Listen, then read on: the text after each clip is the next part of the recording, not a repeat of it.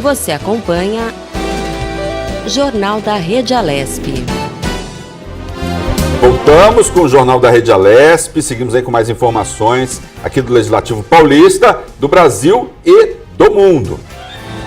Bem, pessoal, o deputado Jorge Wilson Xerife do Consumidor, do Republicanos, protocolou emendas ao projeto de lei orçamentária 627 de 2020, que destina para a cidade de Arujá recursos no valor de R$ 4.200.000. Para a área da saúde, o parlamentar destinou R$ 2 milhões e mais R$ 1 milhão para a infraestrutura e educação. Além disso, mais R$ 200 mil foram para investimentos no município.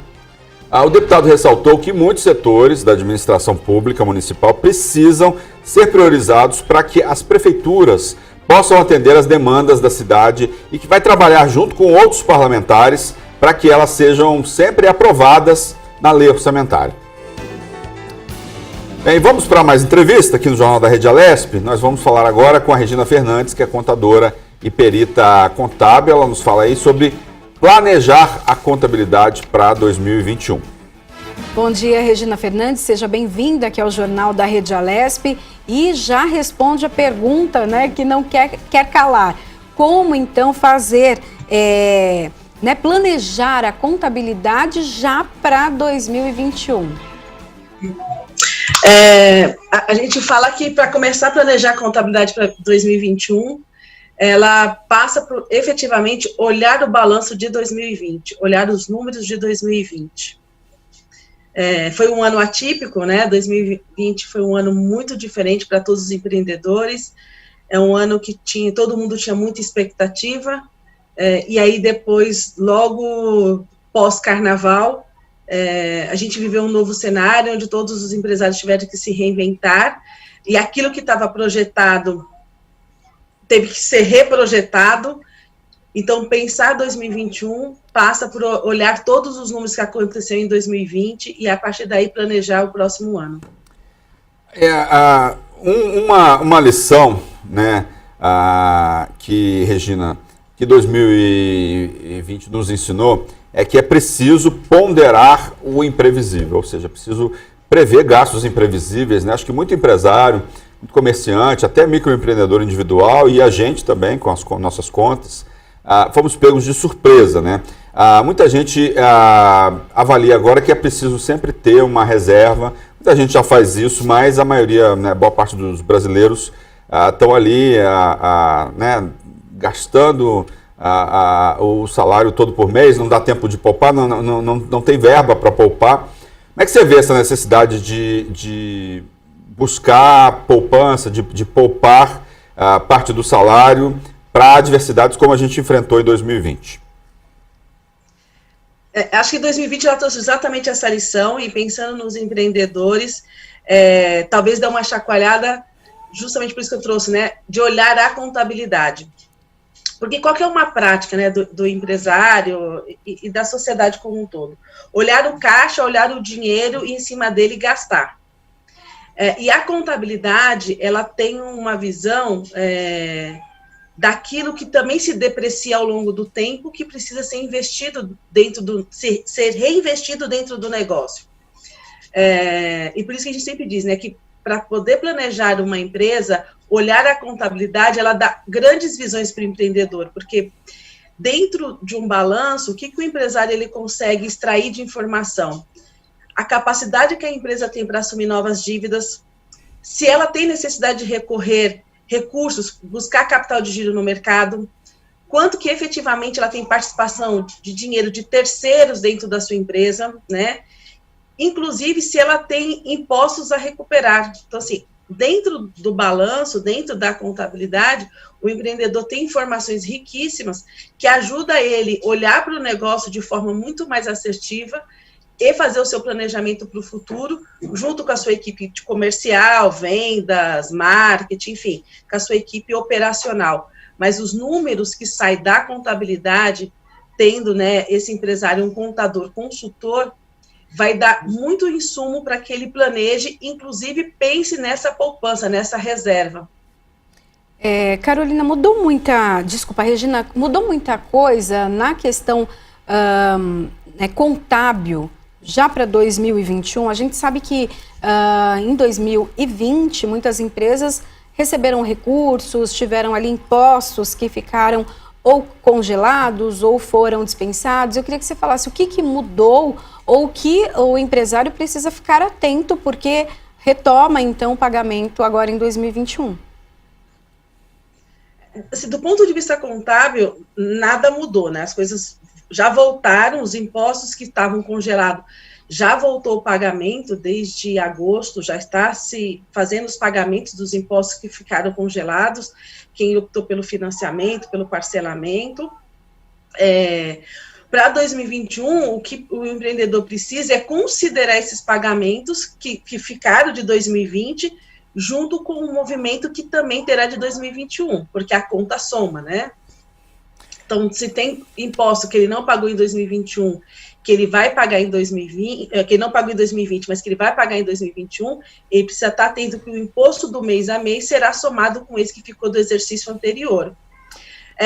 Acho que uma coisa que muda, que na verdade que o governo trouxe como regra, né, para esse ano que foi muito atípico, as empresas que estavam com pendência no Simples Nacional não serão desenquadradas agora na virada do ano para 2021, né, porque uma das coisas que ocorre tradicionalmente, empresas que estão devendo impostos, que estão enquadradas no regime do Simples Nacional, na virada do ano, ela é desenquadrada de forma automática, né? A gente fala que é por ofício, em razão do débito.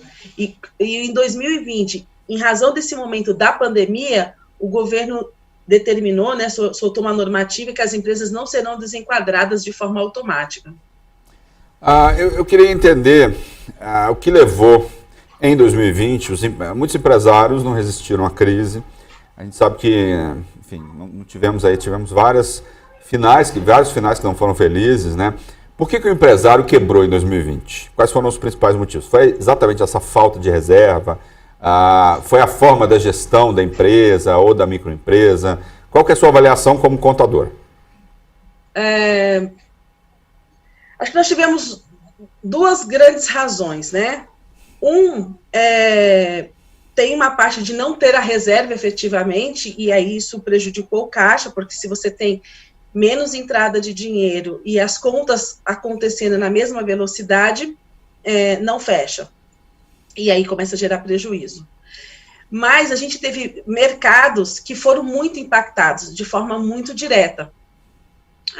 Como exemplo, salões de beleza, bares, né, eles foram afetados. Hoje, as casas noturnas, elas não estão podendo ser abertas ainda.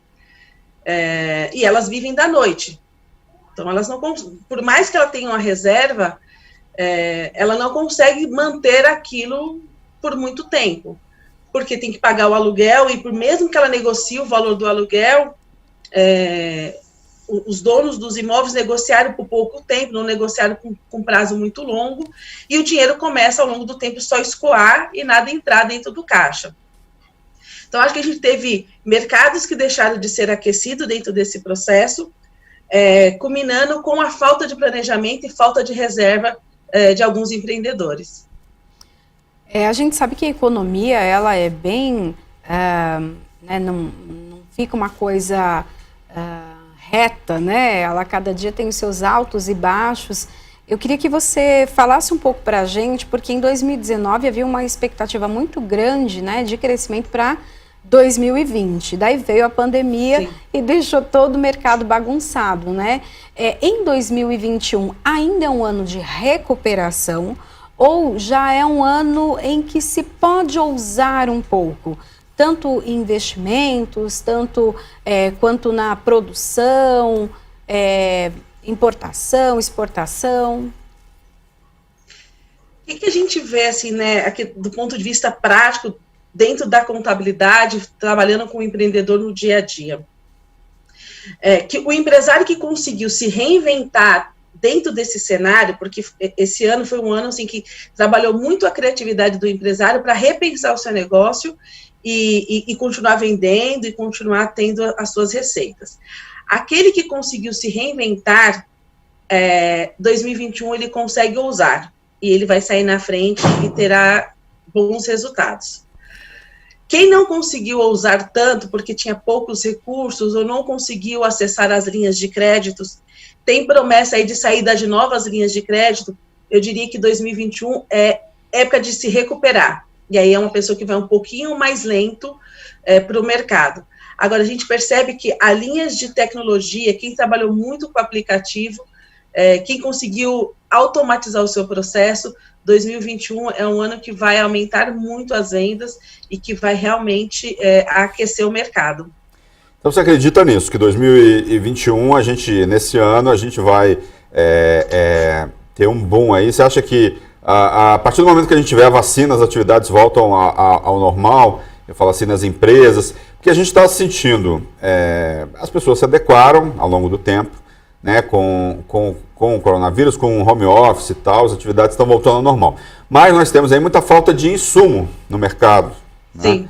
Né? Como é que vai ficar essa situação agora em 2021?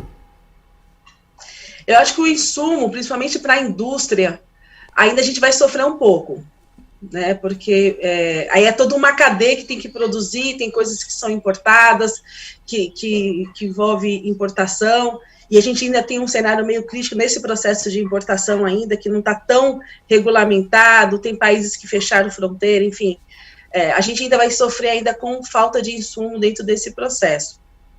Mas, se a gente pensar dentro do mercado nacional, eu acho que a gente começa a perceber um processo de criatividade dentro do Brasil, né? As pessoas se readequando, se reinventando, criando novos produtos, como posso dizer, inovando na sua produção para que ele consiga, sabendo substituir produtos sem perder a qualidade. Então, você percebe que existe um outro movimento acontecendo dentro do país, que está fazendo assim a roda girar, né? Agora, insumo, principalmente se a gente falar para as indústrias, vai faltar ainda. A gente ainda tem aí, eu acho que talvez lá para junho, julho, a gente consiga ter um pouquinho aí de melhora, porque não adianta só a vacina aqui no Brasil, né? Porque essa questão da pandemia é uma questão mundial. Então, também tem um problema de outro país mandar para cá, de produção de outros países. Então, isso de insumo, eu vejo que a gente vai sofrer ainda por um bom tempo. E quais os principais desafios, então, que o empreendedor, o microempreendedor, vai enfrentar agora em 2021? Acho que o principal desafio dele é fazer um bom planejamento financeiro dos negócios dele, fazer...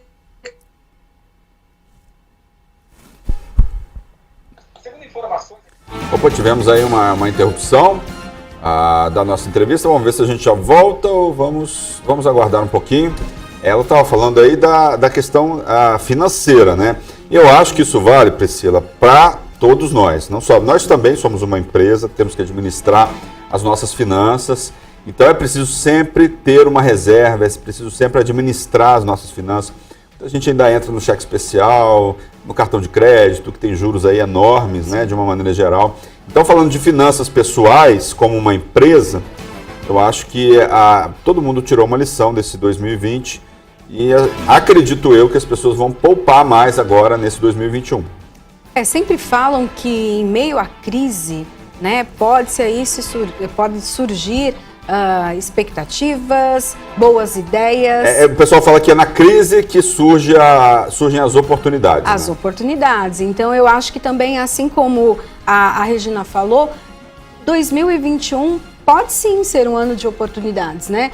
Para aquele que conseguiu deixar as suas contas em dia, conseguiu pagar os seus impostos, pode ser um momento sim de alavancar negócios, descobrir novas tendências, procurar novos mercados e driblar, né, esse momento que ainda é difícil para todo mundo, mas que é possível. Eu acho que muita coisa também, Luciano, claro que a gente tem que olhar ser realista, né, olhar todo o cenário. Pé no chão. Pé no chão, mas a gente também precisa sonhar.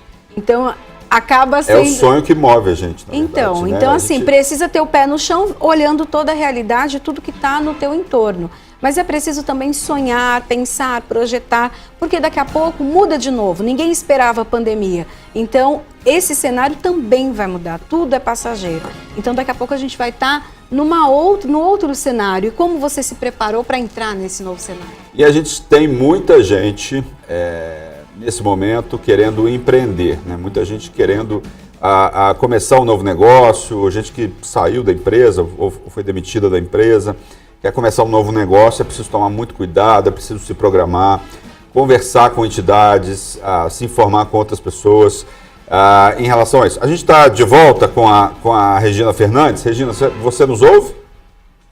Sim, estou escutando. Regina, eu estava conversando aqui com a Priscila, enquanto a gente estava restabelecendo a comunicação com você, sobre as pessoas físicas, né? Nós também temos uma empresa, nossas contas são parecidas, ou enfim, tem uma similaridade aí com as contas de empresas, né?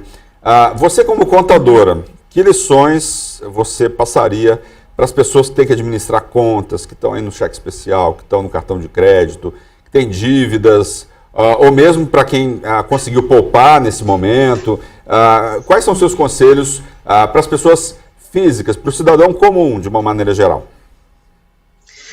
Para o cidadão comum, a minha dica, assim, de maneira geral, é bem simples, né? Assim, até infantilizado, mas literalmente pega um papel, né? Ou abre uma planilha de Excel, faça 2 colunas, uma de todas as suas fontes de receita que entra na sua casa e todos os seus gastos, né? Eu sempre falo, começa primeiro pelos gastos fixos, aquilo que você já conhece efetivamente. Água, luz, telefone, se paga aluguel, se paga escola de filho, ou o próprio estudo, enfim, aquilo que você já sabe que acontece todos os meses. E aí, a partir daquilo que você já conhece, faça a conta e veja se o que você ganha consegue cobrir isso. Se conseguir cobrir, olhe o que você gasta e veja o que efetivamente você pode economizar daquilo que é fixo. Se você consegue renegociar a escola, se tiver empregado doméstico, se é possível reduzir um dia ou outro, a conta de água, se dá para reduzir a conta de água, economizar, gastar menos, enfim, olha para as contas e veja aquilo que a gente pode economizar.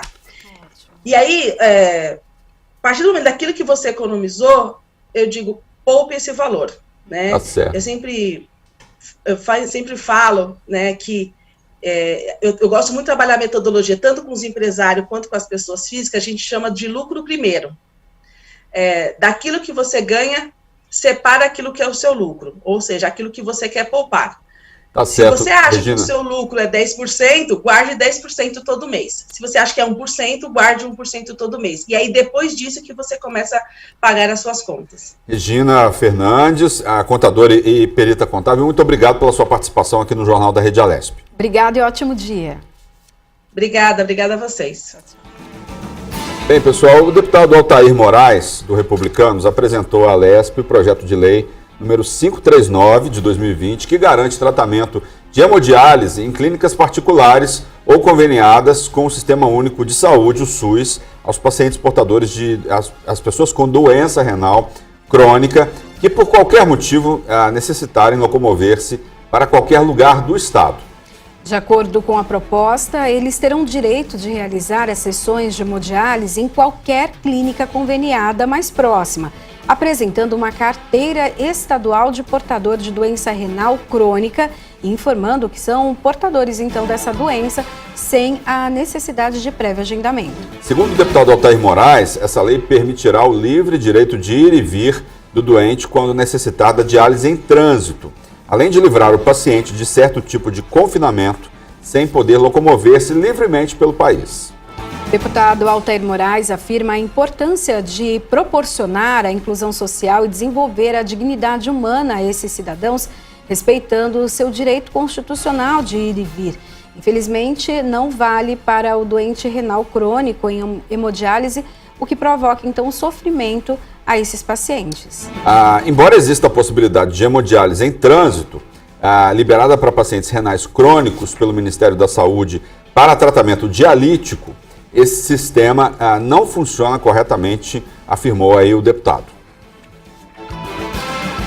Com muita informação, nós vamos agora para mais um giro de repórteres via Skype. Isso mesmo, quem fala agora com a gente é a repórter Melissa Araújo. Bom dia, Melissa, seja bem-vinda aqui ao Jornal da Rede Alesp. Bom dia, Melissa, qual a informação que você traz para a gente aí nesse inicinho de ano? Bom dia, Luciano, bom dia, Priscila, como vocês estão? Ótimos, graças a Deus, e você? Estamos bem. Muito bem também. Eu queria trazer para vocês algumas informações que são importantes para que a gente entenda o funcionamento da casa. Não sei vocês quando vão fazer um link, como vocês verificam a informação, mas eu gosto muito de consultar as redes sociais, ver como que as pessoas estão entendendo o funcionamento da casa, e aí se tiver alguma coisa que a gente possa ajudar na explicação, a gente traz a explicação aqui no link. E que foi o caso de hoje. Muitas pessoas ficam questionando como que um projeto chega a plenário. Então, eu vou explicar um pouquinho para vocês sobre esse processo para o projeto chegar no plenário. Bom, o deputado elabora a proposta, geralmente junto com o corpo jurídico do mandato, elabora a proposta, protocola a proposta na casa. Essa proposta passa pela Comissão de Constituição e Justiça, recebe uma análise e, se for o caso, uma sugestão de alteração. E aí o projeto é votado ali, ou a alteração ou o projeto original. E aí, quando a Comissão de Constituição analisa a constitucionalidade desse projeto, ele verifica a constitucionalidade, se o projeto não tem vício de origem ou de iniciativa. O que isso quer dizer? Se o projeto ele não vai gerar gastos para o executivo, porque não é da função do deputado propor um projeto que não tenha uma dotação orçamentária, que gere gastos ali para o executivo, e também se não é um projeto que já tem uma iniciativa parecida. Então, essas duas coisas são ponderadas, além da constitucionalidade da proposta, e aí ela segue o seu curso. Qual é a sequência? São as comissões temáticas. Então, um projeto de educação vai para a comissão de educação, um projeto de saúde e assim por diante. Então, dessa maneira, outros parlamentares vão analisando essa proposta até chegar ao ponto de votação. Para ele ser pautado na ordem do dia, para o projeto ser pautado na ordem do dia, ele é apresentado no Colégio de Líderes, que é uma reunião que todos os líderes participam aí com o presidente da casa, e onde entra na pauta. Geralmente há uma conversa entre os deputados de que um projeto de deputado por vez. Então, por exemplo, se agora foi apresentado um projeto do deputado, por exemplo, Carlos Gianazzi,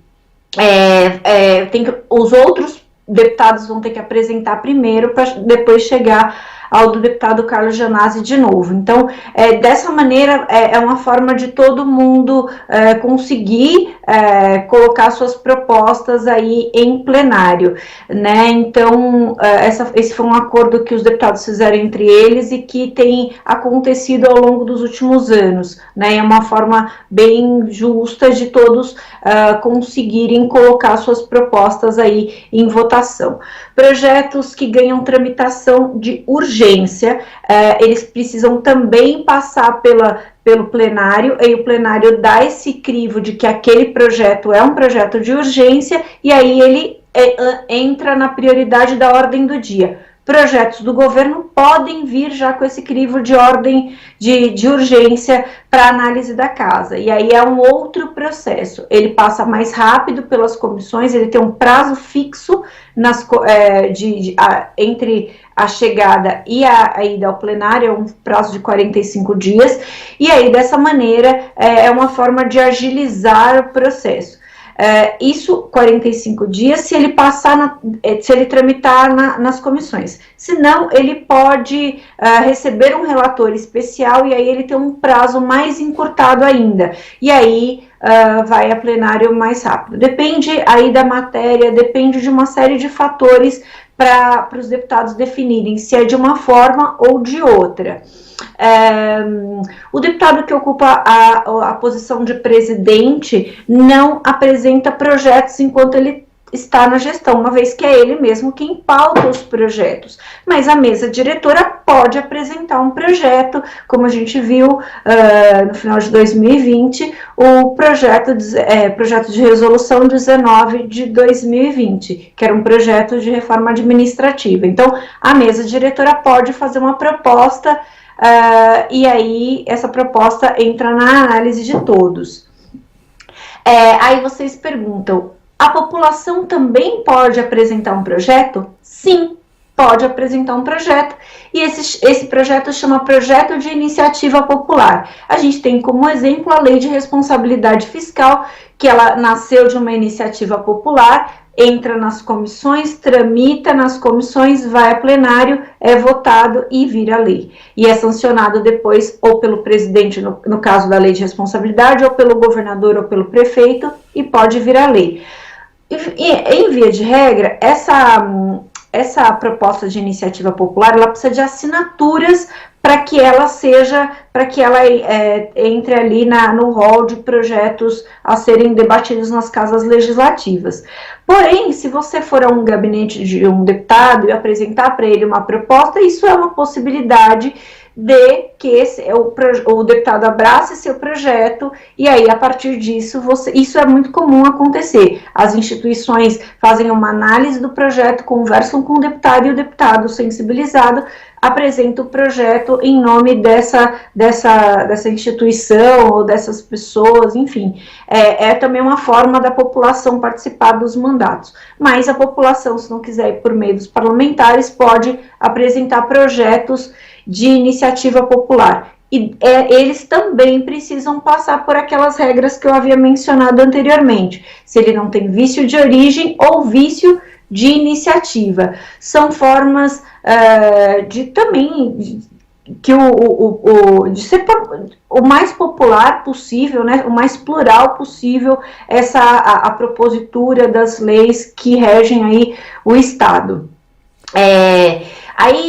Projetos de deputados que não estão mais nessa legislatura, que eles não foram reeleitos, eles permanecem tramitando? Depende. Se o projeto, enquanto o deputado estava na casa, o deputado ou a deputada estavam na casa, se o projeto entrou na CCJR, sim, ele continua tramitando. Se ele não foi apreciado pela CCJR enquanto o deputado estava na legislatura, ele é arquivado automaticamente. Aí vocês podem perguntar assim, mas um deputado pode reapresentar esse projeto que foi arquivado? Sim, pode. Pode sim. Aí ele não tem vício de origem, porque, na verdade, o projeto ainda está em análise, né? Ainda está sob análise, né? Uma proposta, então por isso que sim. Então, são essas as maneiras do projeto chegar a plenário, do projeto chegar para apreciação em plenário, e aí, dessa maneira, e aí assim, se o projeto também recebe emenda de plenário, ele precisa voltar para as comissões ser analisado novamente pelo Congresso de Comissões. Então, e aí como é que como é que faz para ter essa emenda de plenário? Os deputados fazem essa proposta de emenda, arrecadam no mínimo 19 assinaturas, e aí essa proposta, essa nova inclusão aí no projeto volta para o Congresso de Comissões para uma nova análise, para ver se está tudo certo, e aí pode voltar para a ordem do dia. E aí o projeto pode não ter aí o número mínimo de votos, ou enfim, aí ele também pode voltar dessa forma para o Congresso de Comissões, aí os deputados analisam ali em que momento ele vai voltar para o plenário. Então foram essas as informações que eu queria trazer para vocês, porque eu acho que é importante, porque é uma dúvida bem recorrente aí nas nossas redes sociais com relação a essa questão da tramitação dos projetos. E até tem, Melissa, quando o deputado já termina ali o mandato dele, isso não significa que o projeto dele, né, o projeto de lei que está em toda essa tramitação que você explicou para a gente, que ele saia, né? Ele ainda, sim, esse projeto continua no jogo, pode-se dizer assim. Ele só não vai continuar se não tiver passado na CCJ. Se ele não tiver começado o processo de apreciação, aí ele é arquivado automaticamente. Mas se ele tiver passado pela CCJ, permanece tramitando e aí pode chegar a plenário, sim. Né? Então é bem bacana, bem interessante a gente saber disso. E aí, como eu falei para vocês, muita gente tem essa dúvida, mostra essas dúvidas nas nossas redes sociais. E aí a gente tem esse papel de fazer esse esclarecimento para todo mundo. Luciano, Melissa, sabe outra dúvida também que as pessoas têm bastante, né? Tanto nas redes sociais apresentam isso, até quando a gente conversa, é porque o Parlamento Paulista, ele não é o executivo, né? Então ele não toma ali, ele não coloca em prática as ações, mas ele cria, né, as ações, as leis e também fiscaliza, que é uma outra função que muita gente desconhece. Uma confusão do entendimento do que é o Legislativo Paulista, né, de uma maneira geral. Sim, isso é muito importante dizer isso, que as pessoas têm essa confusão até entre os vereadores, os deputados estaduais, os deputados federais, os senadores. Às vezes as pessoas fazem uma confusão muito grande entre todas essas funções, até entre as funções executivas e legislativas, faz uma grande confusão e na verdade, está muito bem delimitado qual que é a função de cada um desses entes. Então, a gente tenta fazer essa ponte aí para educar, para esclarecer. Tá ok, muito obrigada, Melissa, pelas suas informações, ótimo dia para você. E você que acompanha em casa, então, o nosso Jornal da RegiaLesp. Obrigada. Fica sempre, então, bem informado do que acontece aqui no Legislativo e principalmente depois para saber para quem vai cobrar, né? Exatamente, é preciso, né, acompanhar e cobrar. Confira agora outro destaque que marcou o noticiário do segundo bloco do Jornal da RegiaLesp. O deputado Jorge Xerife do Consumidor, do Republicanos, protocolou emendas ao projeto de lei orçamentária 627 de 2020, que destina para a cidade de Arujá recursos no valor de R$4.200.000. Para a área da saúde, o parlamentar destinou R$2 milhões e mais R$1 milhão para a infraestrutura e educação. Além disso, mais R$200 mil foram para investimentos no município. O Jornal da RegiaLesp fica por aqui. Só lembrando, se você quer dar a sua sugestão sobre algum tema, algum assunto, liga para a gente. Nosso WhatsApp é o 11 99232 5950. Deixe lá a sua mensagem. E outra coisa muito importante, mantenha os cuidados de distanciamento e prevenção contra o coronavírus. Por hoje é só, um bom dia e até a próxima, um bom 2021, né? Tá começando agora, um bom 2021. Obrigado pela audiência. Tchau. Obrigada, tchau, tchau.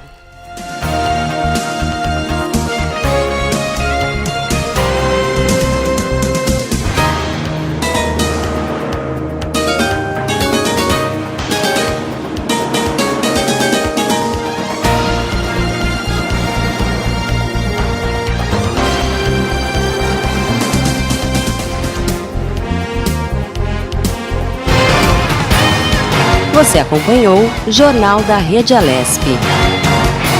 Tudo sobre o Legislativo do Estado de São Paulo.